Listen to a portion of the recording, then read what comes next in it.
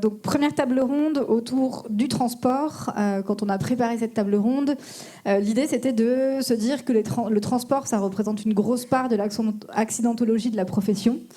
Et beaucoup de raisons ont été évoquées, manque de formation, manque de respect des instructions, la communication, dont on a déjà parlé un peu ce matin, la méconnaissance du client, le recours à l'intérim, bref, autant de sources d'accidents possibles liées à ce métier-là.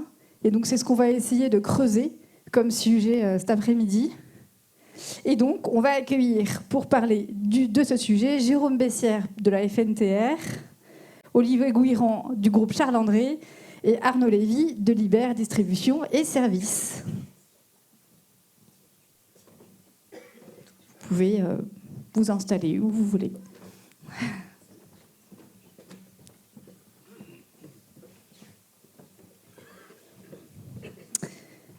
Donc l'idée, effectivement, c'est d'aborder le sujet du transport et notamment de l'accidentologie qui est liée au transport, qui est une source de préoccupation pour tout le monde dans la salle, notamment par le biais de quelques rappels réglementaires, mais aussi et surtout de bonnes pratiques que vous allez pouvoir nous partager. Donc peut-être que je vais d'abord laisser la parole à Monsieur Gouiran pour une introduction avec des statistiques liées à l'accidentologie, pour qu'on voit un peu qui ça concerne, comment, pourquoi. Oui, bonjour à tous. Donc effectivement, quelques petites statistiques là, par rapport à notre groupe et pas uniquement par rapport à votre métier spécifique. Donc aujourd'hui, nous on s'aperçoit, et c'est un point qui boucle un peu avec ce qu'on a vu ce matin, c'est que 50% des accidents du travail arrivent dans les 30 premiers mois en fait. Donc ça veut dire qu'aujourd'hui, les accidents du travail chez nous ne sont pas liés à l'âge de la personne ou du conducteur, mais beaucoup plus à son ancienneté dans l'entreprise. Voilà. Donc ça nous impacte sur nos façons de travailler avec les gens qui rentrent dans l'entreprise. On constate, vous l'avez là sur le petit graphique, on constate qu'on a quand même, en termes d'âge, un risque aux alentours de la trentaine et après un risque après 50 ans. Mais c'est beaucoup moins important que le risque qu'on voit au-dessus, où on a beaucoup plus d'accidents du travail en début de carrière dans l'entreprise. L'autre point, c'est que nos accidents du travail se produisent principalement sur les sites tiers, dont les chantiers, dont les sites de livraison, un peu moins sur les sites industriels qui souvent sont bien préparés pour ces sujets-là. 25% sur ce que moi j'appelle les sites techniques, c'est les endroits où on fait le lavage, c'est les endroits où on entretient un véhicule, c'est souvent des chutes de plein pied, c'est pas là où on a la plus grosse gravité d'accidentologie. Et puis 12% sur la route, ce qui est un peu contre-intuitif, puisqu'en fait, nos conducteurs passent beaucoup de temps sur la route, mais ce n'est pas là où on a beaucoup d'accidents du travail. Par contre, sur la route, ça peut être extrêmement grave. C'est là où on a le plus de risques mortels, en fait, aujourd'hui, dans ces accidents-là. Voilà, ça, c'était pour le premier point. Si on peut passer, voilà. Si on parle des renversements, puisque c'est une des problématiques de la journée, alors en termes de renversement, si on regarde, on a 2 tiers qui se passent sur la route et 1 tiers sur les sites d'accueil, souvent les chantiers en fait. C'est vrai que les chantiers sont surreprésentés en termes de renversement par rapport au nombre de renversements qu'on a et à l'activité qu'on a dans sa globalité. Et quand on regarde, on a 50% c'est la vitesse excessive en virage généralement, 25% sur les routes de campagne. Et ça, c'est quelque chose qui est un peu plus fréquent qu'avant, en fait, on s'aperçoit. Et puis 25% autres. Nous, ce qu'on leur rappelle souvent, alors sur les virages, bien sûr, c'est de maîtriser la vitesse, c'est de ne pas aller trop vite, c'est les ronds-points, ce genre de choses. Ça, c'est assez classique. Et là, on a beaucoup de travail autour de ça. Et en fait, on s'aperçoit que les conducteurs imaginent moins la vitesse des véhicules. Plus les véhicules sont récents, plus ils sont faciles à conduire. Et plus, en fait, ils ont de la difficulté à imaginer le risque. Et le deuxième point, c'est sur les 25% sur route de campagne. Alors c'est souvent sur des lignes droites, paradoxalement. C'est pas forcément quand ils vont très vite, mais on a 2 facteurs qu'on imagine. C'est ils veulent se mettre sur le bas-côté, et les bas-côtés sont généralement pas prévus pour ça, et donc c'est du renversement. Il nous arrive même d'avoir des renversements pratiquement à l'arrêt. Et le deuxième sujet qu'on ne sait pas évaluer correctement, c'est certainement qu'ils sont occupés à faire autre chose. On parlait du téléphone ce matin, et ça, c'est juste pas mesurable. Alors, c'est pas les téléphones professionnels, ça on le sait, parce qu'on est capable de le vérifier. Mais voilà, donc on a un sujet autour de ça. Donc nous, on a fait toute une campagne, vous voyez, on a fait des causeries, on a fait des bulletins, on a fait de l'information autour de ça, parce qu'effectivement, c'est une de nos grosses difficultés aujourd'hui autour des renversements, c'est d'arriver à maîtriser ces points-là. Donc ça, ce sont les statistiques de votre entreprise, oui, qui sont a priori assez représentatives de la profession, puisque si vous pouvez nous rappeler un petit peu peut-être l'ampleur de votre entreprise, nombre de salariés. Alors nous, on a une activité de transport et de logistique. On est un peu plus de 10 000 salariés dans le groupe. On fait très peu de palettes, en fait. On fait surtout des activités de spécialistes. Et donc, on a beaucoup d'activités qui ne font pas énormément de kilomètres. Voilà. Et on livre aussi bien chez les professionnels que chez les particuliers. Donc, c'est une des particularités du groupe, en fait. Voilà. Très bien. Peut-être, Monsieur Bessières, que pour la FNTR, du coup, où ces statistiques vous font réagir, peut-être que vous avez des choses à rajouter. Alors c'est déjà très intéressant d'avoir des données de cet ordre-là. Je ne vous cacherai pas que le groupe Charles-André, c'est un peu un ovni dans le paysage du transport routier de marchandises.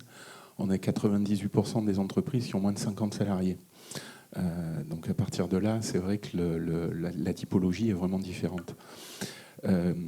Bien souvent, dans la toupie béton prêt à l'emploi, on a des entreprises qui ont finalement une monoactivité, qui vont se retrouver exclusivement avec des toupies béton. Peut-être pour rebondir un petit peu aussi sur ce qui vient d'être évoqué, parce que je suis aussi administrateur à la CARSAT, donc ça permet un peu d'avoir quelques vues sur l'accidentalité. Effectivement, on a 90% des accidents du travail des conducteurs qui se font véhicule à l'arrêt. L'accident type, c'est descente du véhicule, cheville tordue. Alors, ça reste des accidents du travail, mais eu égard au générateur de risque que constitue un ensemble routier, c'est peut-être pas plus mal qu'il y ait 90% des accidents qui se fassent véhicule à l'arrêt. Par contre, pour en revenir à votre interrogation, on n'a pas réellement de données statistiques qui fassent de ventilation suivant les activités. Le spectre du transport est quand même relativement large, et on est sur une activité qui est finalement assez peu commune, je dirais. L'intérêt du camion, c'est de rouler, et sur de la toupie béton, on fait assez peu de kilomètres. Ce qui a été évoqué aussi concernant le renversement sur l'accident de route, c'est effectivement l'essentiel de ce qui peut être constaté. Il y a effectivement, ça a été évoqué ce matin, la problématique aussi qui peut être prise en compte de l'habitude. Ça entraîne aussi une forme d'hypovigilance. Ce qui peut être intéressant à ce moment, mais là ça va être le cas sur des circuits réguliers, ce qui n'est pas nécessairement le cas quand on a des chantiers qui vont pas être les mêmes tout le temps au même endroit. Ça va être peut-être d'alterner les postes de conduite, que les conducteurs ne se trouvent pas sur la même tournée, mais ça c'est valable que pour les métiers de la conduite, je dirais. Si on demande à un conducteur de faire la compta de l'entreprise pour le varier dans son activité, il risque d'y avoir d'autres problèmes. Mais voilà, en gros, on a quand même une difficulté à pouvoir avoir une vision hyper fine suivant la typologie d'activité. Mais dans les grandes lignes, on est vraiment sur ce qui vient d'être évoqué et effectivement sur du renversement. Ok, merci beaucoup. Donc effectivement, comme dans toute prévention des risques, on a des facteurs techniques, humains, organisationnels. Monsieur Lévy nous parlera un petit peu des facteurs techniques tout à l'heure, mais on va peut-être commencer par les facteurs humains, notamment la formation, parce que vous avez mis, Monsieur Gouiran, en place dans votre entreprise un programme et une méthode. Du coup, on en revient aux méthodes aussi, un peu particulières, qui vous a permis d'enrayer ces risques-là. Est-ce que vous voulez bien nous présenter cela ? Oui, tout à fait. Donc effectivement, ça fait un peu lien avec ce qu'on a vu ce matin, qui était très intéressant. Donc, du fait qu'on a un risque accru en début de carrière dans l'entreprise, on a fortement renforcé l'intégration dans l'entreprise. Donc c'est ce qu'on voit sur le cursus d'intégration et de formation. Donc ça veut dire que systématiquement, il y a des tests d'embauche. Systématiquement, on leur fait un test alcoolémie, puisqu'on ne donne pas quand même un camion en conduite en test, même avec un moniteur à côté, si le conducteur, la personne qui se présente a bu. Et lorsqu'il est validé, derrière, il passe en formation. C'est-à-dire qu'aucun conducteur ne part aujourd'hui dans l'entreprise sans avoir été accompagné. Et le risque est évalué semaine après semaine par un conducteur référent avec qui il est pendant le nombre de semaines qu'il faut. Et c'est quelque chose qui permet de lui apprendre le métier, en fait, parce que tous les conducteurs, justement, peuvent passer d'une activité à une autre. Et autant on a le risque routier, mais on a vu que ce n'était pas forcément le plus fréquent, autant on a tout le risque du métier à côté, qui est extrêmement important. On a une validation des compétences des conducteurs à la suite de ce cursus d'intégration. Et puis, on les accompagne aussi avec une approche, ça c'est quelque chose qu'on a développé il y a assez peu de temps, une approche du risque via simulateur, en fait. Je préciserai que sur les nouveaux conducteurs qui arrivent, il y a beaucoup de simulations qui sont faites en permis de conduire et que ça nous pose quelques soucis parce qu'en fait, ils n'appréhendent pas forcément complètement le camion quand ils arrivent chez nous. Donc on a été obligé de renforcer aussi nos formations pour les nouveaux conducteurs qui ne connaissent pas vraiment les véhicules en fait, et les risques routiers. Et puis tout ça derrière, ça donne lieu à un management de la performance du conducteur. Il est suivi tout au long de sa carrière chez nous, entre autres maintenant avec les outils modernes tels que l'informatique embarquée, entre autres avec des audits réguliers, des audits inopinés sur site. C'est important parce qu'on ne maîtrise pas, on ne voit pas les conducteurs quand ils travaillent, ils sont tout seuls dans leur camion. Donc on ne voit pas ce qu'ils font sur les chantiers ou chez vous.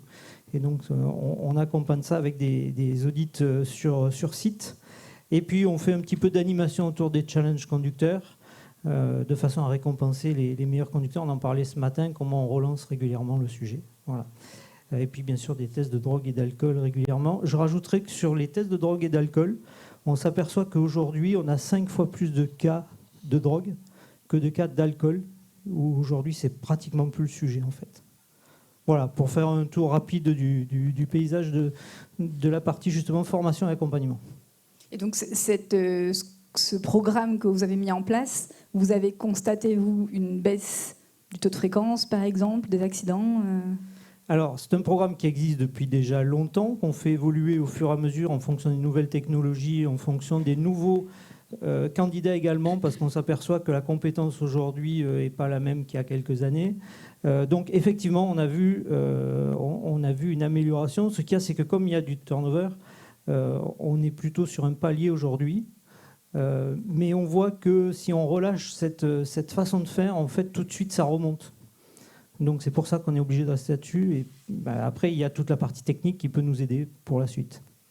Très bien, merci. Et d'ailleurs, à ce sujet, il y a une étude très intéressante de l'INRS qui montre l'impact de la formation sur la prévention, enfin la baisse des accidents au niveau des jeunes travailleurs qui sont un public plus exposé pour toutes les raisons qu'on a dit avant.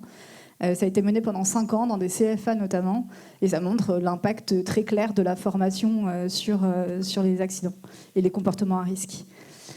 Merci beaucoup. Du coup, Monsieur Bessire, on va passer à une deuxième bonne pratique, des outils en tout cas, que vous avez mis en place, notamment des vidéos qui sont disponibles. Il y a aussi, je crois, un guide de bonnes pratiques qui ont été mis en place par la SNBPE, c'est ça ?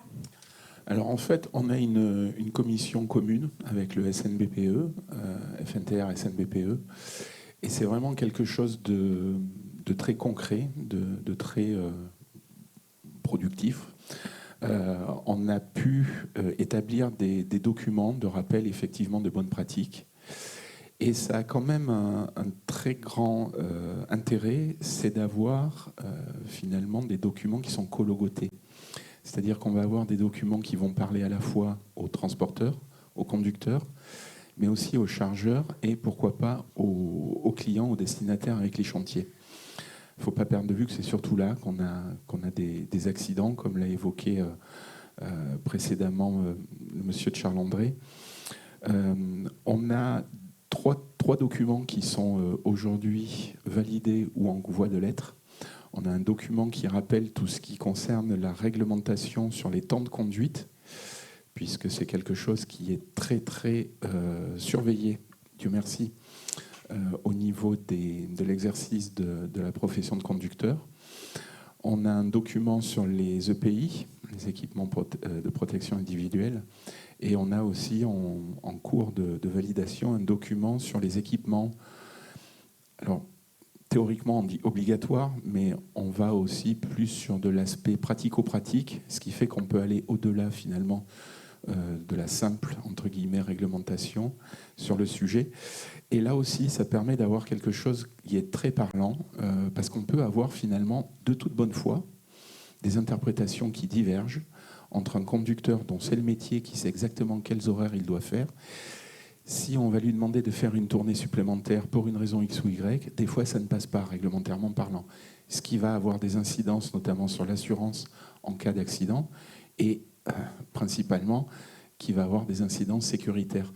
Donc c'est quand même beaucoup plus confortable pour lui de pouvoir produire un document qui est logoté et du SNBPE qui sait de quoi il parle quand il s'agit de béton, et FNTR qui, j'ose le croire, sait de quoi elle parle quand on est sur les métiers de conduite.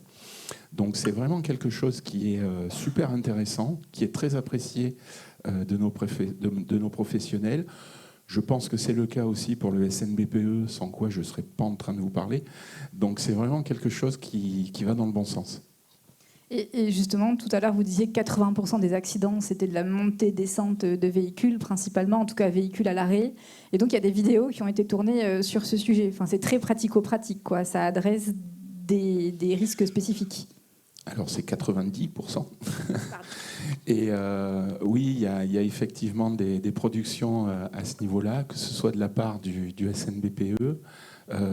On vient de le voir aussi, il y a des produits entre guillemets internes hein, par rapport au... Et on a des TPE qui ont aussi des... Alors ça ne va pas nécessairement être des vidéos, mais ça peut être des livrets d'accueil, ou etc.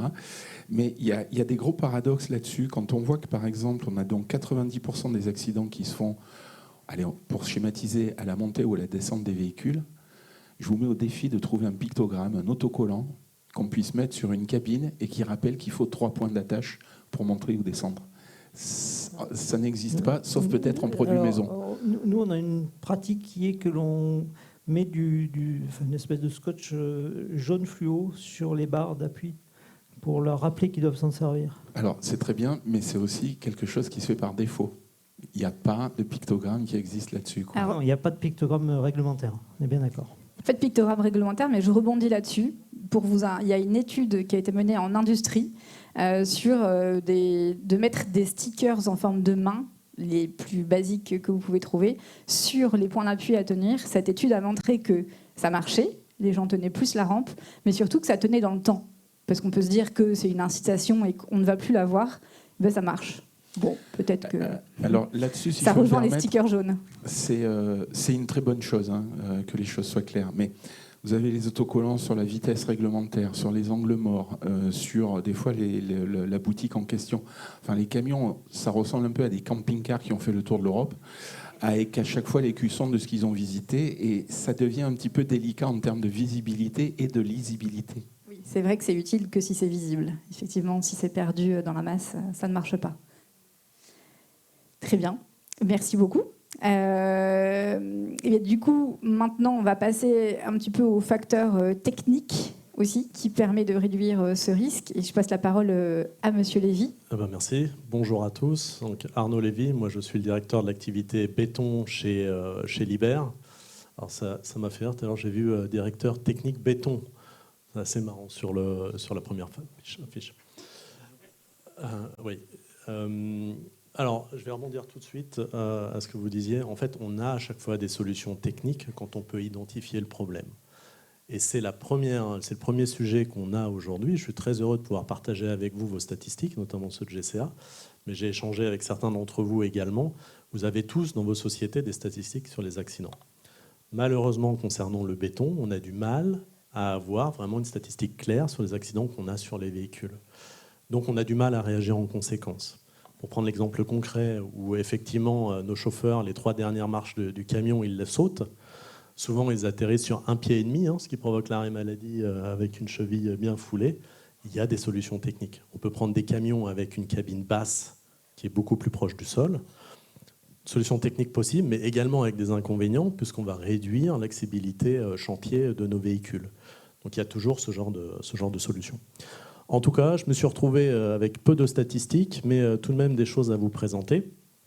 Alors, je pense que dans le transport, vous l'avez dit, il va falloir différencier 2 types de risques. Le risque inhérent à la circulation, on va parler des problèmes de renversement, on va parler des problèmes d'accident tout court. Hein. Et puis, il y a le risque utilisé à la machine, puisque la plupart des bétonnières portées, comme les pompes à béton, en fait, travaillent à l'arrêt.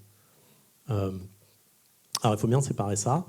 Et à chaque partie de la machine, sa solution technique. Vous avez tous entendu parler du GSR2 aujourd'hui, qui est une obligation. Ça répond au problème de visibilité du chauffeur, avec énormément de lieux autour du camion qui ne sont pas visibles pour le chauffeur. Donc, grâce à ça, on réduit ce risque d'accident-là. Et il y a d'autres choses. Alors ça, c'est de l'obligatoire du réglementaire. Ça me fait rebondir à ce que je vous affiche. J'espère que c'est connu de tous. Bon, la directive machine, ça c'est clair. Je ne vais pas beaucoup m'étendre dessus. C'est quoi la directive machine? C'est tout simplement une réglementation qui vise à avoir des exigences de santé et de sécurité identiques au même niveau pour tous les constructeurs de machines et de biens au niveau européen. C'est-à-dire que vous achetez une machine en Europe, elle répond normalement aux mêmes critères. Donc ça, c'est bien. Vous achetez une machine en dehors de l'Europe, donc c'est le fait de l'acheter en dehors de l'Europe. À ce moment-là, ça répond à d'autres règles et vous allez devoir adapter la machine au marché auquel vous allez l'utiliser. Donc, la directive machine, je ne vais pas m'y étendre. Par contre, on a deux normes qui sont spécifiques, aussi bien pour tout ce qui est transport du béton, pompage. Donc là, on va parler plutôt de pompe à béton, hein, dans notre cas, pompe à béton automotrice. Ça va être la NF 12001. C'est une norme qui a été mise en vigueur en 2012 à peu près. Donc ça, ce n'est pas quelque chose de récent. Et c'est pour ça, notamment, un point noté dedans, ça va être qu'une pompe à béton ne peut pas démarrer et prendre la route si la flèche n'est pas reposée en position de transport. Il va y avoir un capteur. Ce n'est pas un constructeur qui va décider de le mettre, c'est la norme qui l'impose. Voilà. Donc on ne prend pas le risque de partir avec une flèche debout. Il y a quelques exceptions pour le nettoyage. C'est assez pragmatique. Et on a également la norme NFE 12609 qui concerne une prescription de sécurité sur les bétonnières portées. Alors celle-là, elle a été réactualisée en 2021. Et c'est pour ça, pour tous ceux qui ont un parc de bétonnières portées, eh bien vous avez vu des modifications arriver. Alors je vous ai mis une belle bétonnière. En haut à droite, bien vous voyez le risque pour éviter de tomber du haut de la plateforme. Il y a maintenant un habillage obligatoire. Pourquoi est-ce qu'il a été rajouté? Parce qu'on a vu beaucoup d'opérateurs grimper jusqu'en haut de la plateforme pour mieux nettoyer le cône de chargement. Donc on a été obligé de faire ça. La norme impose également un portillon. Il y a du travail en hauteur en haut de cette plateforme. Eh bien, il y a le risque tout simplement de nettoyer, de glisser, de tomber. Et vous voyez, la hauteur, elle est quand même assez impressionnante. Pour éviter ce risque, il y a un portail maintenant qui est imposé. Et on va avoir une amélioration des conditions de travail, notamment avec un phare de travail qui est rendu obligatoire. On va avoir le marchepied sur le garde-boue. Je crois que ça doit être une ancienne photo, parce qu'il y en a deux maintenant. Et la caméra de recul qui a été imposée par cette norme. D'ailleurs, c'est pour ça, le GSR2 qui a imposé une caméra de recul au porteur, eh bien, on s'est heurté avec cette norme bétonnière qui a imposé une autre caméra de recul avec d'autres exigences. Donc il y a eu certains poids lourds, ils avaient 2 caméras de recul pour répondre aux 2 normes. En attendant que ça a été corrigé par la suite, heureusement, mais bon, à un moment, il faut répondre aux normes, et donc c'est le cas. Donc voilà, donc ça, ce sont des points qui sont imposés. Donc en soi, vous n'avez pas à vous en préoccuper. Quand vous achetez une machine neuve, elles les ont toutes. C'est une obligation. Voilà, seulement, comme je vous l'ai dit, cette norme, elle a été mise en place en 2021. Donc qu'en est-il des machines antérieures? Eh bien, une norme n'est pas rétroactive. Donc vous n'avez pas d'obligation à le faire. Par contre, si vous considérez que ces équipements de sécurité sont utiles et minimisent certains risques, vous avez la possibilité de faire un rétrofit sur vos machines. Voilà, donc ça c'est un point. Si vous considérez ces équipements de sécurité comme utiles, vous pouvez le faire. Et d'ailleurs, j'ajoute que certains groupes, avant la mise en application de cette norme-là, exigeaient certains de ces équipements. Donc ce n'est pas des équipements qui étaient nouveaux. Voilà. Et j'irai même plus loin, parce qu'on a des équipements qui ne sont pas imposés par la norme, mais qui sont disponibles. Notamment, on peut avoir des poignées qu'on va monter sur les échelles, puisque le déploiement de l'échelle peut provoquer un risque de coincement des doigts. Donc en faisant ça, pareil, vous minimisez le risque. Quoi dire d'autre? Vous aviez aussi parlé, alors là on était sur le côté technique, comment sont conçues les machines et de façon de plus en plus sécuritaire, mais quand on a préparé cette table ronde, vous aviez aussi évoqué l'importance de la formation des personnes qui utilisent la machine afin qu'ils en connaissent un peu tous les secrets et que du coup, quelqu'un en a parlé ce matin, c'était vous avec le tournevis, que certaines machines n'étaient pas forcément adaptées. Peut-être que les opérateurs n'étaient pas formés à tous les secrets de la machine, c'est une possibilité. Ouais. Et du coup, on en revient au sujet de la formation, en fait. Un sujet extrêmement important. Plus la machine est complexe, moins l'opérateur sera capable de l'utiliser correctement. Donc, on accompagne en fait les mises en route des machines neuves. Naturellement, une pompe à béton va être beaucoup plus complexe qu'une bétonnière portée, surtout qu'on a souvent des gens qui sont spécialisés dans ce domaine d'activité, donc qui s'y connaissent déjà. Par contre, l'accompagnement, ou en tout cas que ce soit par le fabricant ou par vous au moment de la mise en route, c'est une obligation non seulement légale, mais en plus c'est ce qui va garantir qu'il n'y aura pas d'accident et que la machine va être utilisée correctement et efficacement. Et pour avoir échangé avec vous, je dois dire aujourd'hui, je me rends compte, au final, on a entendu dire monsieur Mathieu Roy de Colas dire que les machines étaient plutôt fiables. On en parle entre nous. J'entends aussi que les machines sont plutôt fiables et par contre que les accidents arrivent principalement par la manutention, par des problèmes d'attention des opérateurs. Et effectivement, je pense que c'est là où il faut mettre vraiment l'accent. C'est pour accompagner les gens qui utilisent de manière correcte les équipements qui sont mis à disposition sans faire de modifications. Ça, c'est aussi très important. Voilà. Parce que vous parliez des doubles... Oui, allez-y. Oui, si je peux me permettre. Alors, je ne vais pas vous dire que la formation n'est pas nécessaire, bien au-delà. On a, comme je le disais tout à l'heure, des métiers, quand on parle de conduite, alors au-delà des tout petits bétons, on peut aller jusqu'à 44 tonnes. Donc, c'est un peu plus générateur de risque qu'un skate, on est d'accord. Donc, il vaut mieux être formé. On a une profession qui fait partie des plus formées de France et d'Europe. Il n'en demeure pas moins que tant qu'il y en aura un, ça fait des accidents de trop. Mais il y a aussi malheureusement une différence entre le théorique de la formation et le pratique du terrain. Si on s'en prend tout simplement au code de la route, à la lecture, il est parfait. Et quand on voit le nombre d'accidents qu'il y a tous les jours, basiquement, au feu rouge, on s'arrête. Je ne suis pas sûr que tout le monde se soit toute sa vie arrêté au feu rouge.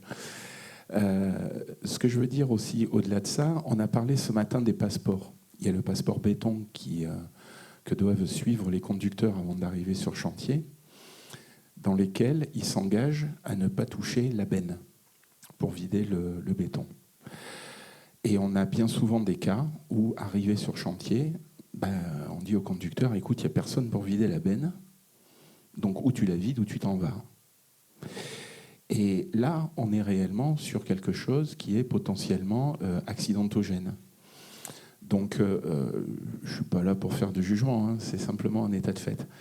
Mais au-delà de l'aspect théorique de la formation à mettre en place, au-delà de l'aspect pratique de suivre la formation, il faut aussi que tout un chacun puisse se donner les moyens d'arriver à faire en sorte que l'accidentalité réduise et donner les moyens à tout un chacun de respecter ce à quoi il s'engage par le biais d'un passeport formation.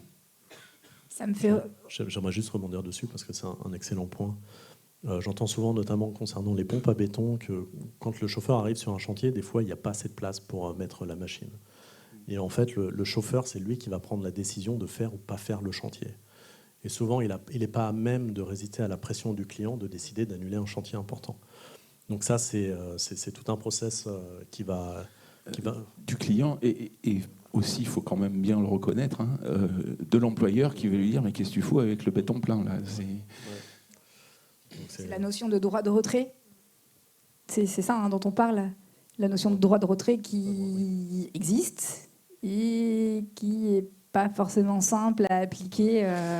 Qui existe, mais si je peux me permettre, encore une fois, si on était en adéquation avec le théorique de la formation et la pratique du terrain, ça ne devrait pas se produire. Là, de ce que j'entends, ça rejoint un petit peu, j'ai l'impression, alors moi je suis néophyte, hein, donc si je me trompe, ne m'en veuillez pas, mais ça rejoint un petit peu la notion d'entreprise utilisatrice et d'entreprise extérieure de ce matin, L'entreprise utilisatrice, elle a aussi des droits et des devoirs. Et là, de ce que j'entends, le client qui mettrait la pression pour décharger, alors que le camion n'est pas bien positionné ou que c'est pas au chauffeur de le faire, là, on est dans ce cas-là. C'est-à-dire qu'il y a quelqu'un qui outrepasse peut-être un peu...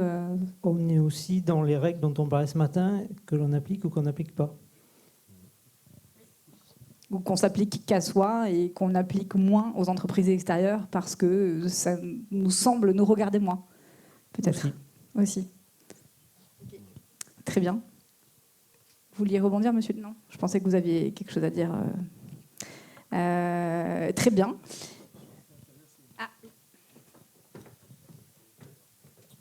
Là, je vais prendre ma casquette plutôt BPE, ma casquette de producteur de béton. Je dirais, la profession sur le sujet est assez claire. C'est-à-dire que de ce que vous parlez de manipulation de bennes, etc., et ça a été rappelé encore lors du dernier bureau, ce n'est pas du ressort du producteur de béton. Que chacun assume un peu sa part. Et je comprends que ce soit difficile de refuser, loin de là, mais c'est très très clair. En tout cas, dans notre façon d'intervenir et dans notre vision de ce métier, très clairement, le positionnement, la manipulation de la benne n'est pas du ressort du producteur de BPE et du conducteur de la toupie. De même que faire un chantier où la machine ne peut pas être déployée correctement, hein, c'est des risques... On rejoint un peu ce qu'on disait ce matin sur le passeport sécurité, où quelqu'un posait une question sur comment je l'impose, moi, le passeport, aux autres. Je pense que c'est là que vos syndicats sont très importants, que la profession ait un axe directeur fort. Et si tout le monde va dans le même sens, forcément, au fur et à mesure, on va réussir à arriver à des pratiques plus sécuritaires. Et c'est là où j'en reviens à dire que c'est vraiment hyper pertinent d'avoir des commissions transverses entre plusieurs fédérations qui sont concernées par ces problématiques-là. Par contre, là, on est sur dans ces commissions, finalement, on est sur un trépied où il n'y a que 2 pieds. Alors c'est bien, mais c'est mieux s'ils sont tous là, quoi. Alors, écoutez, on arrive au temps des questions-réponses. Donc, est-ce qu'il y a des personnes qui souhaitent réagir? Oui. Alors cette fois-ci, j'ai 2 questions. La première, c'est pour Monsieur Gouiran. Donc j'avais une question par rapport au fait que vous parliez des tests de drogue et d'alcool. Alors parce que c'est toujours un sujet un petit peu compliqué et sensible. Je voulais savoir, est-ce que ce sont des tests que vous faites parce qu'il y a une suspicion sur quelqu'un, ou bien ça peut être aléatoire, vous faites ça de temps en temps et puis personne n'est à l'abri? Et auquel cas, comment réagissent les gens? Est-ce que vous avez déjà eu des refus ou des fois c'était un petit peu compliqué? Alors déjà, le préalable, il faut que ce soit dans le règlement intérieur de l'entreprise. Le deuxième point, c'est que si on veut pouvoir prendre des sanctions, il faut que ce soit un hiérarchique qui le fasse. Alors, ce qui veut dire, si j'extrapole un peu, que si un jour vous le faites sur un de vos chantiers pour un de nos conducteurs, vous pourrez juste lui dire de sortir et vous ne pourrez pas le sanctionner. Par contre, nous, on pourra. Pour le coup, on ne fait pas ponctuellement quand on a un doute, parce que ce serait faire de la discrimination quelque part. Par contre, nous, on fait régulièrement des campagnes, et moi, je m'assure que toutes nos filiales fassent des campagnes. Donc ça peut être soit via une grosse opération, ça permet de marquer un peu les esprits le lundi matin quand les conducteurs partent, soit occasionnellement dans la journée, les 5 conducteurs qui arrivent sont contrôlés. Mais c'est jamais un conducteur qui est visé spécifiquement. Et à chaque fois avec un témoin du coup. Alors, pour ce qui est de la partie drogue, il faut que vous ayez quelqu'un qui a été formé à l'utilisation du matériel. Ça doit être un hiérarchique. Et il y a toujours, que ce soit drogue ou alcool, possibilité de faire un contre-test. Sur la drogue, ce qu'on fait, sur l'alcool aussi d'ailleurs, ce qu'on fait, c'est que si jamais il y a un problème, on en fait 3 normalement, un petit peu espacés, et on laisse toujours la possibilité d'aller faire un contrôle en laboratoire, en fait. Voilà. Et on enregistre toujours le résultat, par contre, que l'on fait valider par la personne qui a été contrôlée. Voilà. Merci. Ma deuxième question, du coup, c'était pour Monsieur Lévy plutôt. Donc, c'était pour la partie prévention et risque. Parce qu'en fait, donc, nous, on a une fois eu un accident. Donc, bien sûr, les 3 points d'appui, c'est un classique, hein, évidemment. Mais on a une fois eu un accident avec un de nos chauffeurs parce que forcément, quand ils doivent nettoyer régulièrement le camion, notamment au niveau des goulottes en haut du cône de chargement, En hiver, ça gèle et on a eu forcément la problématique avec l'échelle qui est gelée. Et honnêtement, je ne sais pas forcément comment pouvoir gérer ce problème parce que ça nous est déjà arrivé qu'un chauffeur glisse. Donc même s'il se tenait, en fait, il a dérapé dessus et puis il a glissé, il est tombé au sol. Donc après, il n'y a pas eu d'arrêt derrière, mais il n'empêche que ça a fait un accident de travail. Donc ça, c'est vrai que c'est une problématique, surtout qu'on a tout doucement les périodes froides qui vont nous voir arriver. Bon, il a glissé sur l'échelle. À voir si ça arrive souvent. Après, on peut changer aussi le format des marches, par exemple. Ce serait une solution technique. Aujourd'hui, à ma connaissance, glissade sur l'échelle, je ne connais pas encore. Donc, à voir si ça arrive. C'est mouillé. Vu que c'est mouillé, ça gêne en fait. Ouais, mais il y a des rainures sur les échelles et normalement, ils ont des chaussures à crampons. Oui, donc, mais bon, tout peut arriver. Hein. Donc, à part les marches. Ouais. Ça fait partie des statistiques. Si c'est un cas isolé, il aurait dû faire attention, j'allais dire. Si ça se répète, on devrait réagir. Et c'est vrai que pour le coup, il y a une vigilance particulière à avoir sur les EPI. Selon les métiers sur lesquels nous, les conducteurs, interviennent, ils n'ont pas le même type d'EPI. Les fournitures ne sont pas les mêmes. Et ça en fait partie justement d'avoir des chaussures qui tiennent plus ou moins. Justement. Ouais. Bonjour, Sharon Roy, Heidelberg Materials France. Une question un peu technique que des chauffeurs m'ont posée. A priori, dans les camions Toupie, avant, il y avait une petite manette qui permettait d'accélérer ou de ralentir la boule et dont ils en disaient grand bien parce que ça leur permettait, lorsqu'ils montaient ou descendaient, de ralentir ou d'accélérer la boule et donc du coup, effectivement, de ne pas avoir de perte de béton en arrière. Et a priori, elle a disparu sur certains camions. Et je n'ai pas su leur dire ni pourquoi, ni si un jour ça allait revenir. Alors, effectivement, on est passé, en fait, vous avez des véhicules sûrement plus anciens avec des commandes manuelles, donc on gérait l'accélération du moteur à la main. C'est une option qui continue à exister, il faut le savoir, donc c'est possible de continuer à avoir ça. Par contre, la grande majorité des machines que nous on vend, elle a une commande électronique. Alors cette commande électronique, elle a plusieurs avantages. La première, c'est que beaucoup de chauffeurs veulent avoir une commande en cabine et à l'arrière. Et ça, la commande mécanique n'est plus autorisée parce qu'on n'a pas le droit de pouvoir, à deux points différents, à deux positions différentes, de gérer les commandes de la machine. C'est dans la directive machine, c'est interdit. D'ailleurs, ça fait partie des modifications de terrain qui sont souvent faites, qui font que la machine perd son certificat CE1. Donc c'est un sujet assez important. Donc la solution, c'est passer à l'électronique, qui est aujourd'hui devenue standard. Et cette manette électronique, en fait, elle a un avantage énorme pour améliorer l'efficacité de la bétonnière. Elle va gérer le régime moteur toute seule. Donc on n'a plus cette accélération manuelle du régime moteur du porteur. Ça va être fait automatiquement à partir du moment où la boule va commencer à tourner. Pardon ?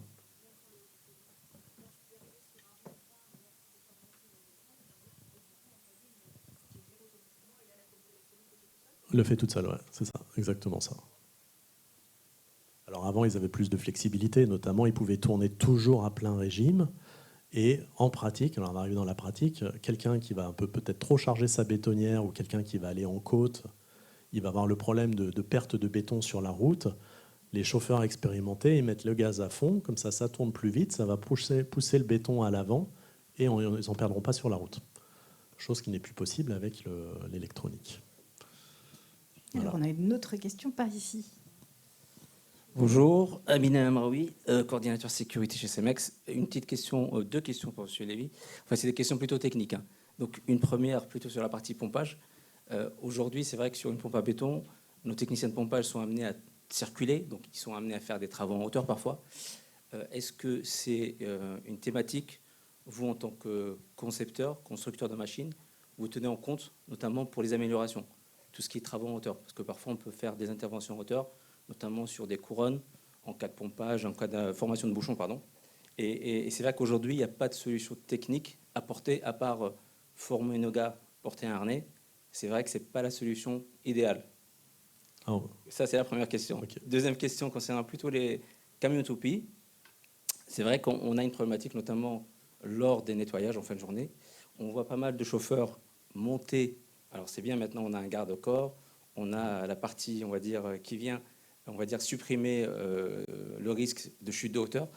Par contre, c'est vrai qu'on voit quelques cas où ils montent dans les goulottes pour aller nettoyer les V. Et c'est vrai que ces zones-là sont des zones qui gardent du béton. Donc on a toujours du béton qui traîne et on est obligé, en tous les cas les chauffeurs vous expliquent, ils sont obligés d'intervenir pour aller les nettoyer. Ouais. Est-ce qu'il y a des solutions techniques pareilles pour éviter ce type d'intervention en hauteur? D'accord, merci pour ces questions-là très, très techniques. La première, je vais y répondre, c'était au sujet du travail en hauteur sur les pompes à béton. Alors, il y a le travail en hauteur au niveau de la plateforme qui est bien protégée avec tout ce qui est barricade. Donc là, il n'y a pas besoin de protection. Par contre, c'est vrai que dès que vous allez travailler sur la flèche, vous allez commencer à avoir un travail en hauteur. Et soit vous allez pouvoir la déposer par terre en atelier pour faire ce travail au sol, soit effectivement, vous êtes obligé de mettre un harnais. Et on équipe nos techniciens aussi de harnais en atelier quand ils travaillent sur la flèche. Il n'y a pas d'autre choix, notamment le départ derrière la cabine qui est très élevé et qu'on ne peut pas descendre. Donc on est dans une situation de travail en hauteur avec harnais obligatoire. Personnellement, je ne connais pas d'autres solutions et c'est commun à toutes les pompes à béton, parce que la structure est assez similaire. Pour répondre à la deuxième question, alors oui, le cône de remplissage des bétonnières, c'est un grand sujet. Puisque les restes que vous allez avoir, s'ils ne sont pas nettoyés régulièrement, vont s'agglutiner et vous n'allez pas avoir un accès très prononcé à cette partie-là. Alors il y a plusieurs solutions. L'une, c'est que selon les machines, vous allez avoir des V différents de chargement, enfin des cônes de chargement, et vous allez avoir différentes performances de restes de béton. Donc il y aura déjà la structure de la machine qui va jouer un rôle. Et ensuite, vous avez notamment sur les bétonnières Liber, on a un système de DUS qui sont montés sur la machine en standard en France et qui vous permet après chaque chargement, ou plutôt déchargement, de passer un petit coup pour le nettoyer. Alors il ne faut pas mettre d'eau dans le béton, c'est pas ce que je suis en train de dire, mais ça va permettre aussi de minimiser justement l'encrassement de cette partie-là. Alors pourquoi il y a eu cette plateforme? C'est exactement pour ça, parce que pour aller là-bas, ils ont commencé à monter sur les barrières des plateformes pour être au-dessus du cône de chargement, ce qui est extrêmement dangereux parce qu'on est à peu près à 4 mètres de haut. Voilà. Donc les bus de nettoyage, un cône adapté et un nettoyage fréquent au final.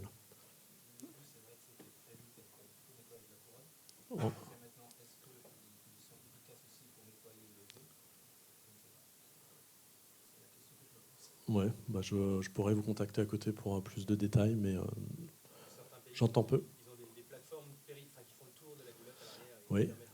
Alors, on a même développé autre chose, mais ce n'est pas en application parce qu'on a le sujet de mettre de rajout d'eau dans le béton qui vient de tomber dans la bétonnière, mais on a une solution aujourd'hui sous une centrale avec des bus de nettoyage pour justement nettoyer la partie supérieure de la bétonnière.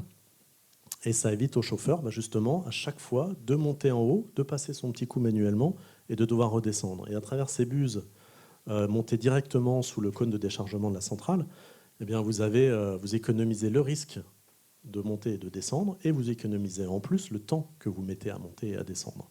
Donc il y a ce genre de... Alors c'est tout nouveau, on a sorti ça sur la nouvelle génération de centrales. Après, aujourd'hui, on regarde un petit peu au niveau des normes si c'est bien conforme ou pas. Alors il nous reste quelques minutes. Si vous voulez encore tester les connaissances techniques de Monsieur Lévy, c'est possible. Ouais, merci. Ça me fait plaisir. Oui. Une question pour M. Guirand. Vous parliez tout à l'heure de tout ce qui était management, pilotage de la performance avec de l'informatique embarquée. Et vous parliez, et je pense qu'on y est tous confrontés à la problématique du téléphone au volant. Est-ce que vous avez déjà creusé les solutions de caméras embarquées pour accompagner, sensibiliser les chauffeurs, notamment les nouveaux chauffeurs, sur les pratiques dangereuses au volant? Alors, caméra embarquée, si vous parlez des caméras qui regardent la route et qui la filment, ça marche très bien. Et ça, c'est assez facile à mettre en place. Et les conducteurs sont assez contents parce que généralement, ça les dédouane d'un certain nombre de sujets en cas d'accident. Et ça a un autre avantage, c'est qu'en cas d'accident, on peut faire une vraie analyse de l'accident. Voilà. Là où ça devient beaucoup plus complexe, c'est quand on veut mettre des caméras à l'intérieur des cabines. Donc aujourd'hui, pour tout ce qui est endormissement et distracteurs, nous on en a, ça se gère. Ça demande du dialogue social, mais ça se gère. Tout ce qui est après avoir une vraie caméra à l'intérieur qui filme le conducteur, là ça devient autre chose. Et aujourd'hui, on n'en a pas. Voilà. Je peux peut-être réagir, puisque je partage l'expérience aussi de nos clients, mais en Alsace, une société de transport m'a montré, le patron m'a montré tout fièrement cette installation-là, et il y avait eu un accident. Il m'a montré le film de l'accident. C'est assez étonnant, en fait. On voit le chauffeur, on voit la route devant et on voit les côtés du camion. C'était enregistré et il a pu prouver grâce à ça qu'au final, le fautif n'était pas le chauffeur, mais un camion qui lui a coupé la route, en fait. Donc ça peut être dans certains cas, et je comprends la difficulté d'acceptance des équipes d'être surveillées, puisqu'il y a beaucoup passé effectivement du temps au téléphone ou à faire autre chose. Et, sujet d'acceptation. Ouais. Si je peux me permettre là-dessus, au niveau de la FNTR, on a mis en place un groupe de travail. On n'a même pas pu l'appeler caméra embarquée. Ça s'appelle assistance technologique ou quelque chose comme ça. Il ne faut pas perdre de vue qu'en France, ça reste une bonne chose, mais on a le paritarisme. Il y a notamment des centrales, alors pas à béton, mais syndicales. Quand on leur parle de caméras embarquées, alors d'assistance technologique, il faut être très prudent sur la direction dans laquelle va la caméra, l'assistance technologique. On a des adhérents qui ont voulu le mettre en place. Alors, généralement, une fois qu'il y a eu un exemple de cet ordre-là, parce que Dieu sait s'il y en a, hein, d'ailleurs, au niveau de la commission commune FNTR, SNBPE, on avait eu une présentation de dispositifs de caméras embarquées. Et je me rappelle avec émotion d'un exemple où il y a un conducteur VL, enfin voiture particulière, qui recule dans le camion et qui descend et qui, passez-moi l'expression, mais engueule le conducteur du camion. Donc là, ça va dans le bon sens. Mais pour en revenir au cas pratique qu'il y a eu là-dessus, on se rend compte que bien souvent, la caméra à l'intérieur du véhicule, ça devient le porte-casquette. Alors tous achètent une casquette maintenant. C'est un sujet sur lequel on travaille, mais il y a aussi la RGPD qui passe par là. On est sur une production de data. À qui est-ce qu'elle appartient? Qui va pouvoir derrière, parce qu'il ne faut pas se voiler la face, la commercialiser ou en tirer quelques bénéfices que ce soit. Comment dire, c'est chaud patate le sujet, quoi. Surtout que c'était le patron qui était fier de me montrer ça, pas le chauffeur. Et après, pour ce qui est des caméras à l'intérieur, parce que vous pouvez avoir des caméras qui détectent des anomalies mais qui ne filment pas en soi, c'est-à-dire on n'a pas des films, mais qui peut détecter le fait que le conducteur est en train de faire autre chose que de regarder la route, ou qui détecte le fait qu'il n'a pas de ceinture de sécurité. On a pour le coup, on a un certain nombre de tests autour de ça. On a quand même un problème de fiabilité. Les ceintures de sécurité sont assez mal détectées. On a souvent, nous, des ceintures de sécurité rouges, ce qui permet de voir de l'extérieur rapidement s'il le porte ou pas. Et ça se détecte assez mal avec ce type d'appareil aujourd'hui. Alors peut-être que dans les années à venir, ça sera différent. Mais c'est compliqué d'avoir quelque chose de fiable.